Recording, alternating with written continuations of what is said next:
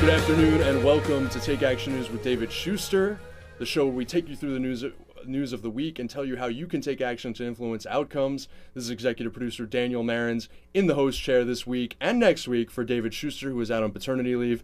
We wish him, David Shuster, and his wife, Kira Rennert, a great congratulations on the birth of their first child, their daughter, Ayala Danielle Rennert Shuster. Another Shuster in the world. We're all better off for it.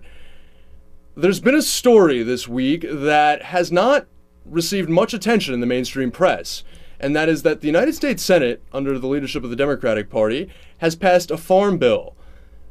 And the farm bill, what some people may not know, is the same bill where every year we appropriate money for the Supplemental Nutrition Assistance Program, SNAP, formerly known and more commonly known as food stamps.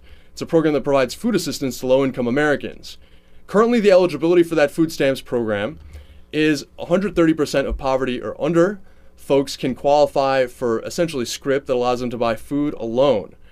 And, well, turns out that the Farm Bill cuts those food stamps for many working Americans. Joining me in studio to co-host the show with me is Cole Stangler. He's a staff writer for In These Times. Cole, thanks so much once again for joining us. Really glad to be here. Cole, you have done pretty much the most authoritative reporting, I would say, on this issue of food stamps in the Farm Bill. Tell us, did the Senate Democrats preserve the program? Did they make sure that these food stamps were safe? I mean, it seems like the Democrats, that's something that they would fight for.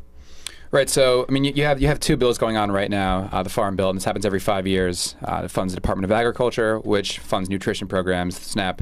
And the Senate bill cuts $4 billion from SNAP, Supplemental Nutrition Assistance Program. The House bill cuts $20 billion. Now, in the Senate, the cuts are obviously not as drastic. Nevertheless, $4 billion to this program, while simultaneously massively increasing the crop insurance program, also cutting back on conservation programs. So to get this straight, in the Senate, where the Democrats control the Senate, they are cutting $4 billion from the Supplemental Nutrition Assistance Program, food stamps. Now, I want to make everything clear for people here. There was also an amendment that would restore those cuts in exchange for cuts in the federal crop reimbursement insurance program. That was something that was voted down, something like 75 to 25, maybe a little bit different than that, including by members, liberal progressive Democrats like Senator Tom Harkin from Iowa, who's retiring in 2014. So this is really outrageous. There was an amendment by Kirsten Gillibrand of New York to restore these cuts, to restore this funding, this $4 billion in funding. And just to give you an idea of what this means, this is $4 billion over 10 years, and we're talking about a program that spends about $74 billion every year under current law. So we're talking about $4 billion out of a total of around 750 billion over 10 years. So it's not a tremendous amount, but for working and poor people who are living dollar to dollar anyway and are living on a food stamps diet that is extremely Spartan, extremely difficult to live on, every dollar counts. Right. And I think also there's some important political ramifications of this move also.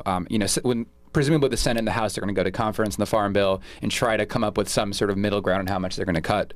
And so for the Senate, under Democratic control, to go ahead and just slash $4 billion like this immediately, setting that bar that low means that eventually when they go to conference, we're going to see, I would suspect, more cuts than we otherwise would have seen if the Senate had decided not to cut funding at all, which would not have been outside the realm of possibility, given the majority that they have. So I think there's also that political implication of it.